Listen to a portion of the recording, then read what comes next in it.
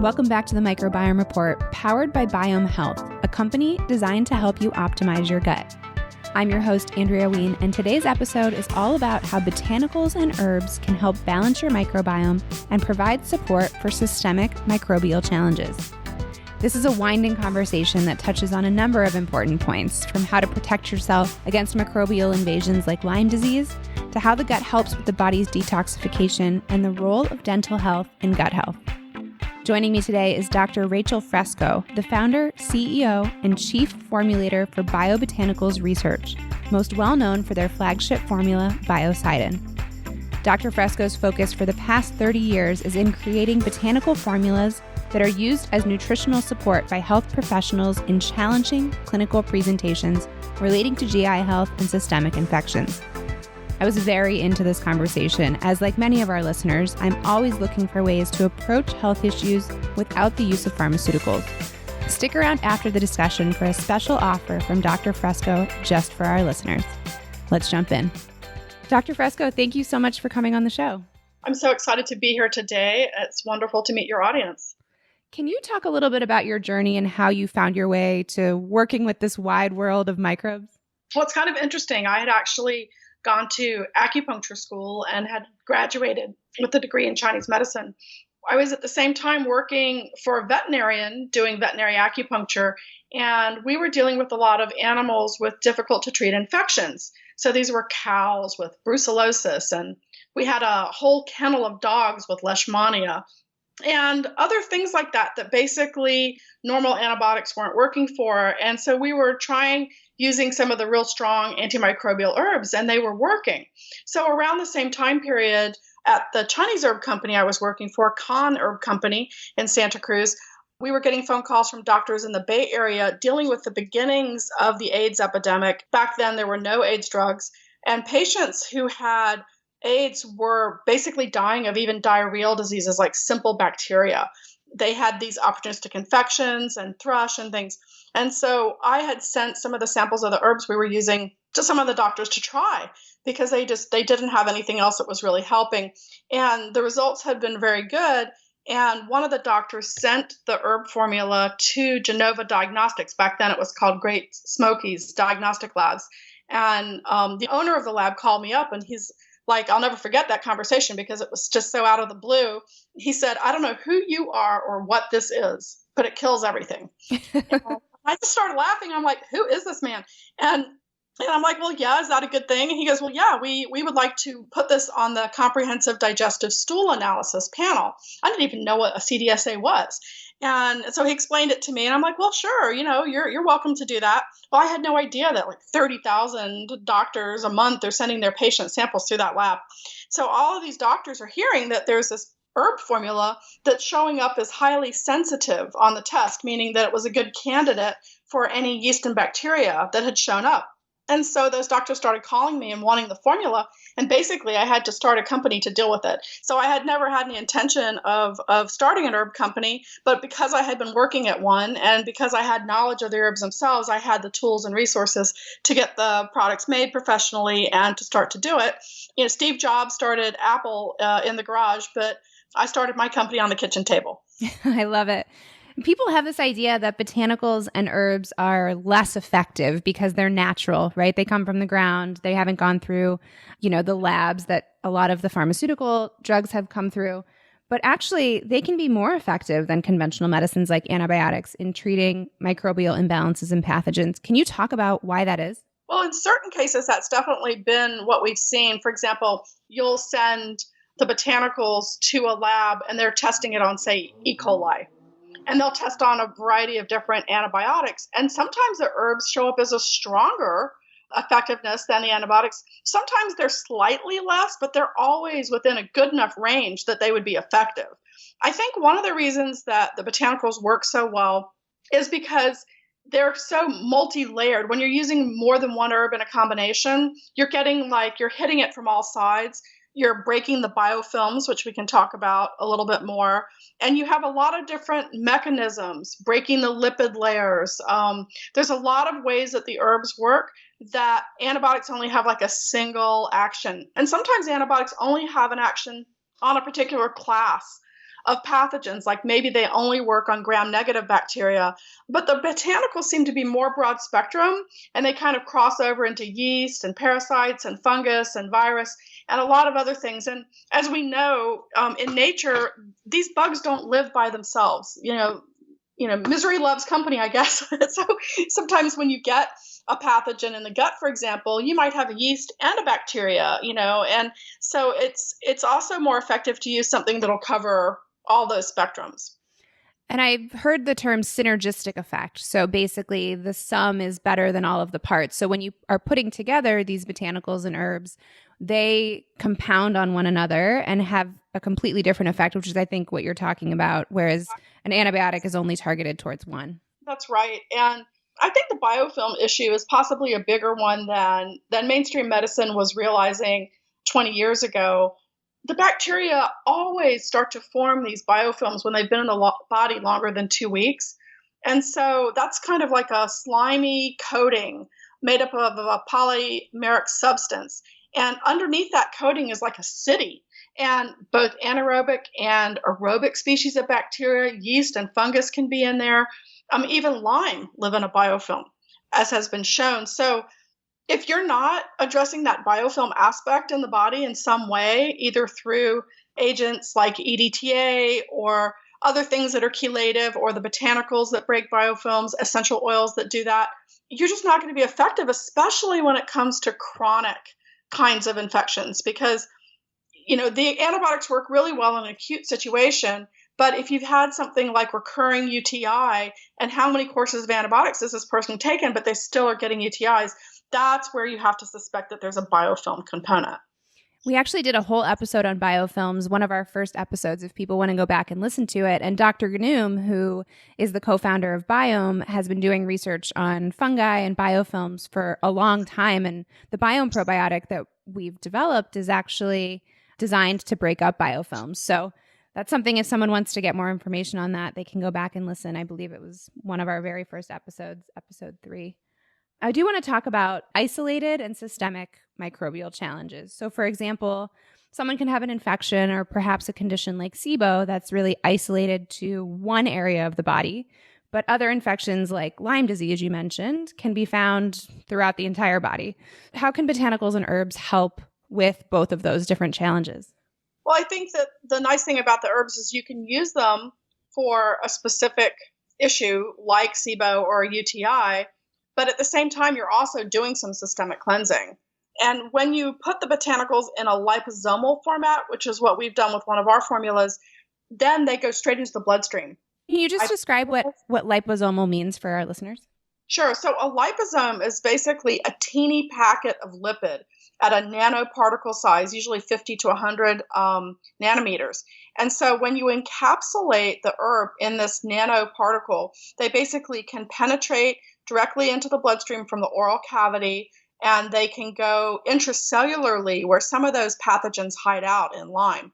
So it can make targeting those infections easier when you have things in that delivery system, if you're talking about a systemic infection versus something in the gut.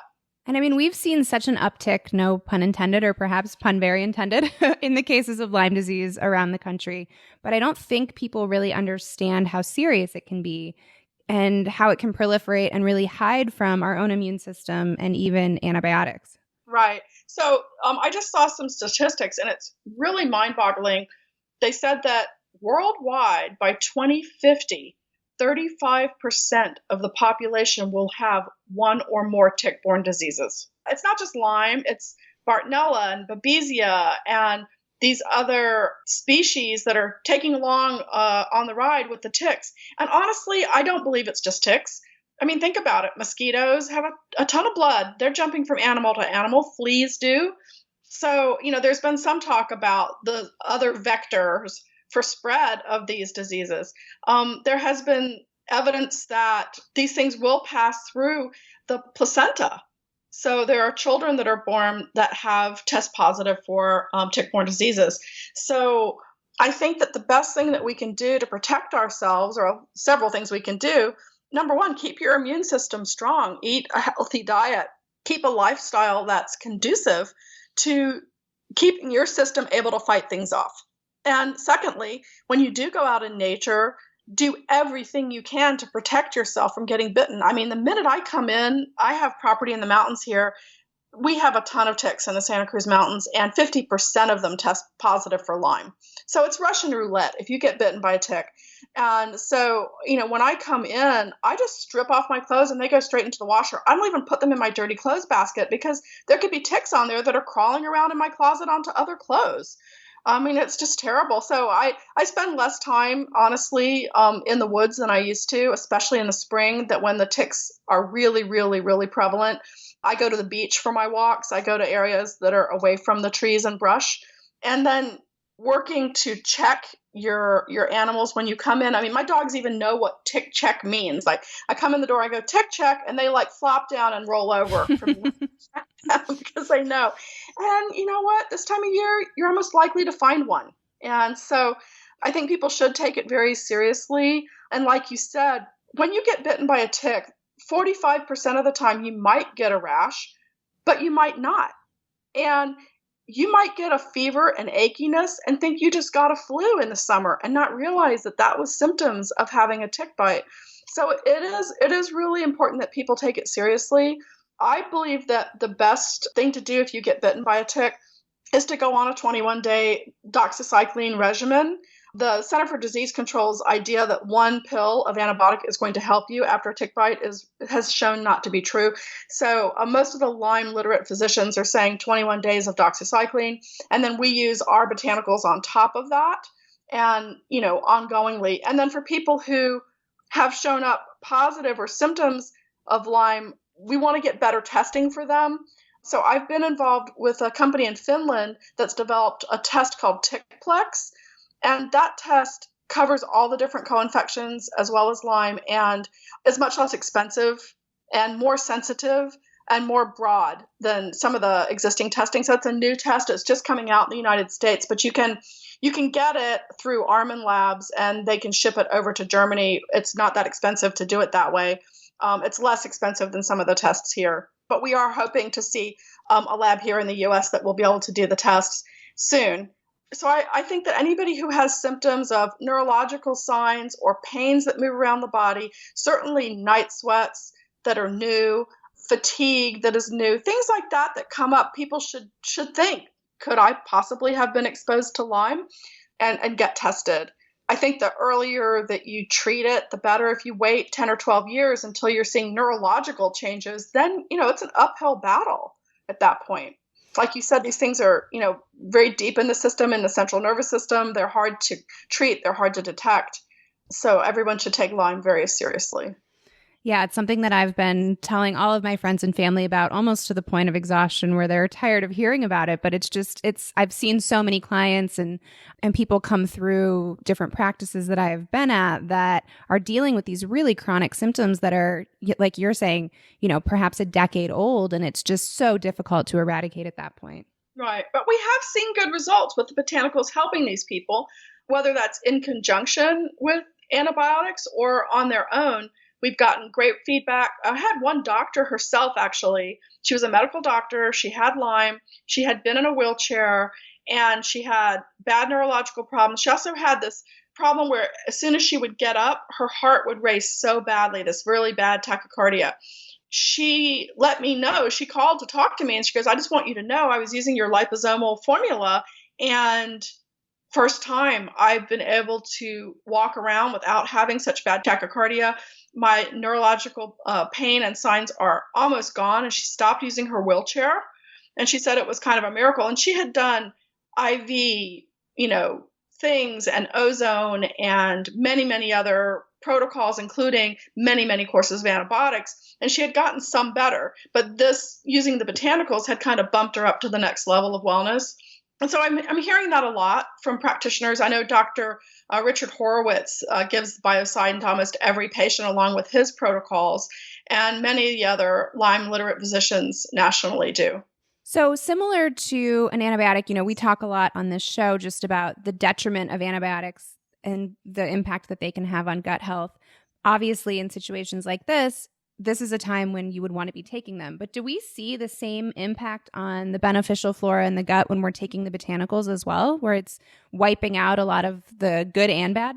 Well, that's an interesting question. So some of the botanicals seem to have more of an effect on our beneficial flora. Like I've seen that the olive leaf extract can wipe out more of the beneficials than the other combination we use with the botanicals.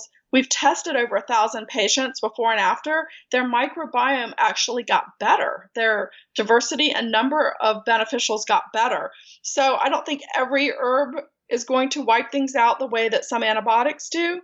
That being said, you always want to protect yourself by using probiotics. And so I developed a formula that has the spore-forming probiotic strains along with very high potency quercetin for anti-inflammatory activity and aloe and marshmallow for gut motility and healing the gut lining.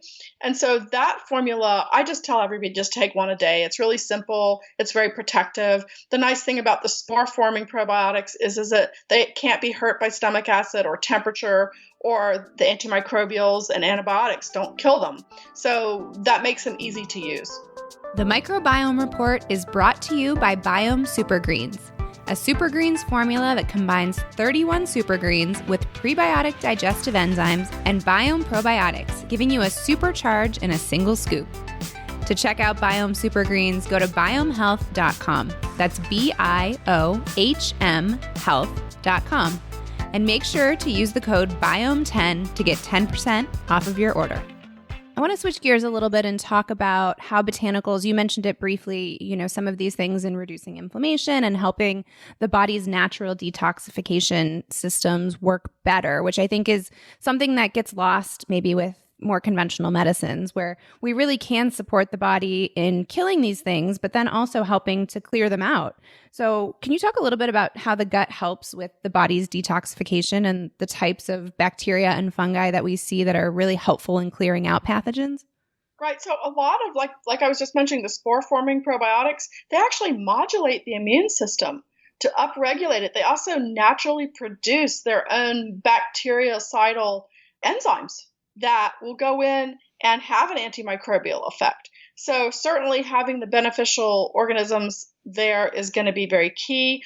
Other things that are just really commonly used in herbal medicine, like dandelion and red clover, and things that promote urinary tract health, uva ursi, and things that those things help kind of channel things out of the body. And one of the things I think is very highly overlooked by a lot of people, but I think it's one of the most important things, is using binders. So we have a binder that's got clay and charcoal and apple pectin and zeolite and other things. And so what that's going to do is, as you're killing off any unwanted pathogens, or if you're dealing with toxins that you may have ingested, or metals and things like that, these binders will help pick them up and absorb them and move them out through the colon.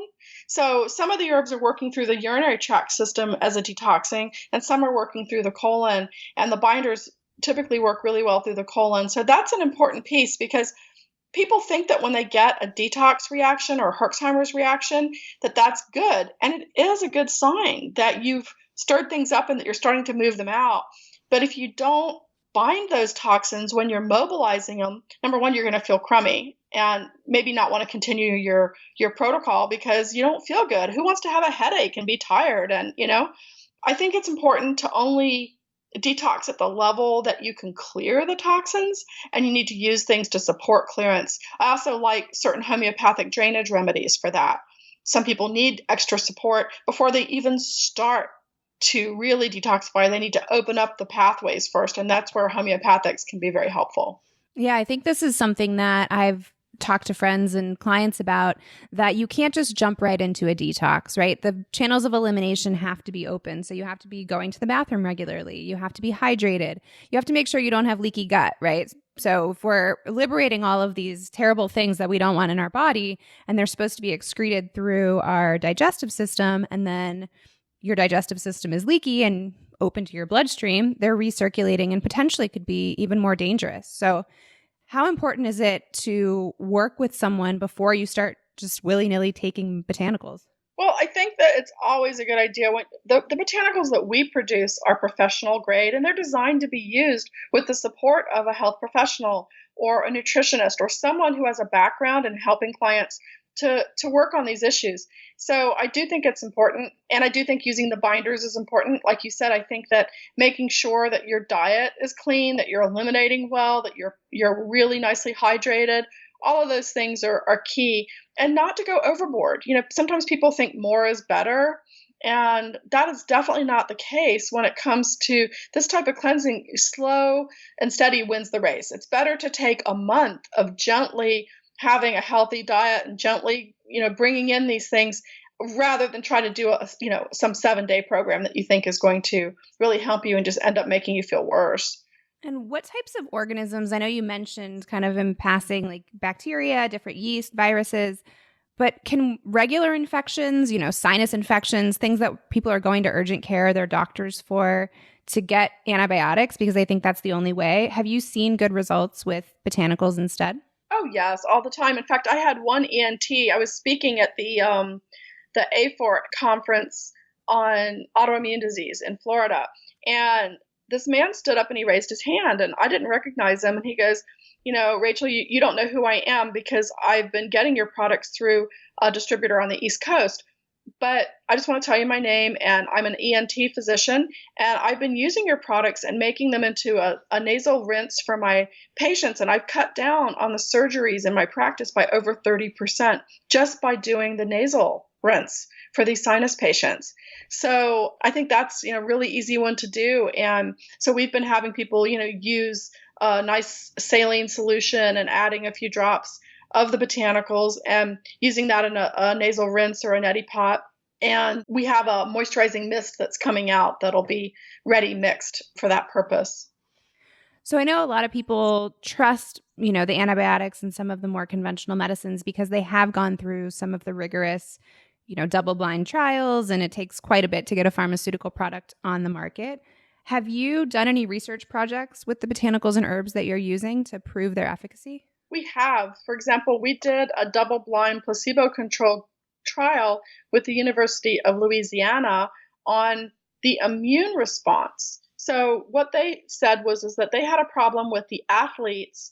These are like either college athletes or pro athletes or Olympic people who routinely exert themselves very, very strongly, and they have a suppression of the markers in the respiratory tract for their immune system, which are called the SIGA, secretory IgA. So these markers were suppressed in these people, and they wanted to know if using the botanicals would help. So they started using the throat spray version that we have, and they applied it post-exercise when they had tested positive for this immune suppression. And within 10 minutes, their immune system rebounded by 66%. So that was really huge. They were really shocked at how quickly that the botanicals helped to modulate the immune system to respond better. And so that bodes well for a lot of things. It bodes well for use of these in the gut as well, because it's the same issue where you need the immune system to be active. We've also done a year-long study on Lyme. It was not a study in patients. It was an in vitro study. So what they were looking at is, will the botanicals kill these Lyme spirochetes? Will they break their biofilms? Will they be able to penetrate intracellularly into the pathogen? And how would they be able to help or hurt at the same time with antibiotics? And so those are the kind of studies we did with Lyme.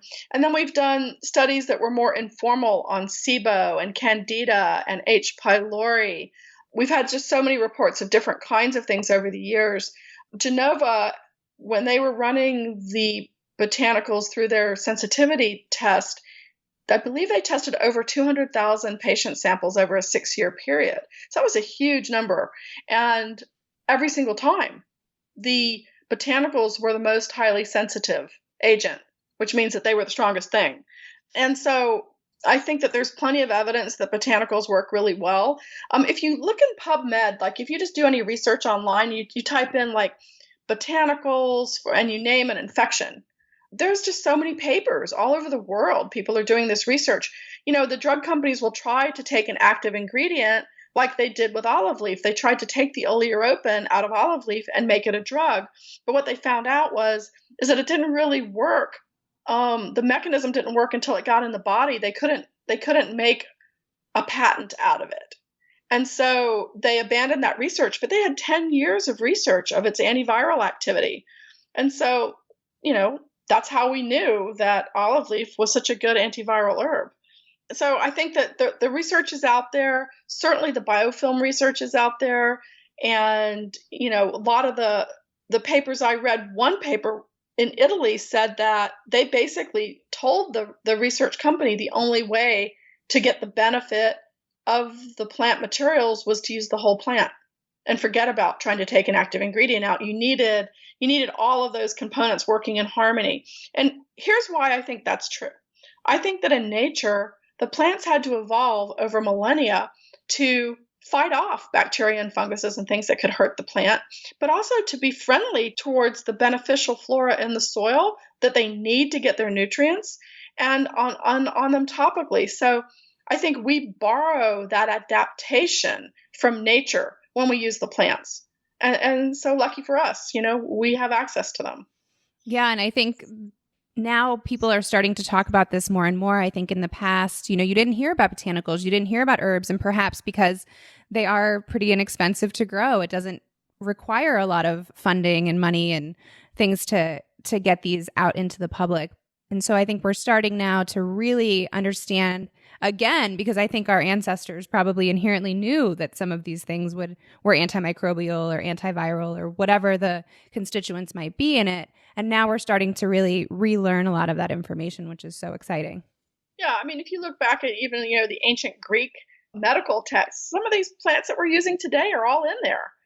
They knew that they were antiparasitic. They knew that hypericum was antiviral, St. John's wort. And even though it's mostly known today for its mental health effect, it's actually a really antiviral herb. So there's a lot of things that, the Ayurvedic and Chinese medicine traditions have thousands of years of herb formulations and medical texts that are being validated by current research. Are there conditions that we know that don't respond well to botanicals? That's a good question. I think I haven't personally seen anything that was just, you're not going to be able to do this with herbal medicine unless you're at the point where I think in the human body, if you have given it so many toxic things that you've shut down its own natural ability, like I hear that high levels of prednisone, for example, in Chinese medicine, they say it's very difficult to make progress with acupuncture and herbal medicine for a patient who spent, 20 years on high doses of prednisone. So I've heard that. I think that it can't hurt to try with the herbs. Certainly, their benefits are there. There's very little downside. You just want to make sure you're not allergic to a particular ingredient, that the quality of the herbs you are getting will actually help you. Because as a manufacturer, I can tell you that you can buy olive leaf that's $5 a pound, or you can buy the kind that we get that's $200 a pound. And so companies that are selling products really cheaply at big box stores, they're probably the quality is really low and they don't have enough active ingredients to really do the job. So I would say work with a natural medicine practitioner of some kind, whether it's an integrative doctor or a naturopath or someone who has training, and then use professional grade formulations. They are more expensive, but you do get what you pay for, is what I have seen and found for myself. And for example, our olive leaf product, like 1 or 2 capsules of that is equal to 10 capsules of some other brand. So then is it really more expensive? If you only have to take 1 or 2 a day. So I think that's important to realize. And if you're making things yourself, if you're growing things yourself, then follow trusted medical reference texts about preparation, how much to use, decoction time, all of that. Don't play around with this unless you're using good sources or have help. Yeah, and I think it's similar for all supplements. The FDA is not regulating what supplements are out on the market. So there's a big difference between getting a supplement from your healthcare practitioner and getting it off the shelf at Costco or Target or CVS, which it sounds like it's a very similar situation with these botanicals. Yeah, I mean, I think that some things could be good, but I'd be cautious. And, I think it's probably better to use trusted professional brands whenever you can. for sure. And, when you look at a vitamin too, if it starts having a bunch of ingredients that are not in forms that are absorbable, that's not going to do you much good either, right? If they're not chelated minerals and things like that. Yeah, absolutely. So I know you have a line of dental care products or dental care product. Can you talk about how our oral health, our gut health, and our systemic health are all connected? Because I think this is an area that not a lot of people really understand or realize that these things are connected. That's right. So when you think about it, of course, your mouth is part of your GI tract, right? And so whatever's in your mouth, you're swallowing, you're getting things into your gut, and whatever's in your gut could be coming up and showing up in your mouth. Meanwhile, when you get plaque in your teeth, which are biofilms, right? And when you get your teeth cleaned or if you have bleeding in your gums, you're directly introducing bacteria and biofilms into your bloodstream at that point, just like leaky gut, leaky mouth. And now the American Heart Association is saying that 50% of cardiac problems could be related to dental bacteria. And now Alzheimer's researchers are showing that dental pathogens are found in the brain of Alzheimer's patients. I think it's really important to address the mouth as your part of your overall health and wellness plan. And, if you're just using a regular toothpaste, you're basically doing a little bit to clean your teeth and that's about it. But if you can introduce the botanicals and get rid of the biofilms and work against the bad pathogens and protect and build your immune system in your mouth, that's much better. So that's why I took our herbs and put them in dental formulations, and we did a research project on that. And we saw the number of oral bacteria and even parasites. I couldn't believe it. I saw the DNA analysis of one person's root canal, and they had HPV virus, they had amoebas, and then a whole host of bacteria in that root canal cavitation. And so by cleaning that out, the dentist cleaned it out, he used ozone to clean it, and then used the botanicals and had the patient go home and swish with these botanicals. And then we went back in 2 months later, opened up the root canal site again, pulled out another sample for DNA analysis, and saw, wow, we just got rid of like 30 of the bad players that were here at the site. And so this is showing a lot of improvement. And then the other way we did testing was using a phase contrast microscope, which basically looks at, under a microscope, what's in your mouth. So like you scrape the teeth and you see what's there. And some patients that had really bad gingivitis had spirochetes showing up in those slides. So these are not Lyme spirochetes, but a different type of spirochete, and they cause a lot of problem in the mouth. So when we used the botanicals as a treatment and then went back 6 weeks later and did another slide, those patients no longer had these spirochetes and bacteria showing up. And at the same time, their gums stopped bleeding and their pocket depths were improving greatly. So because this is such an exciting amount of progress, I think, in oral care, I'm looking to make these things more available directly to consumers in the next year. So just so people understand, can you explain what a spirochete is? So a spirochete is a type of bacteria. It looks like a corkscrew.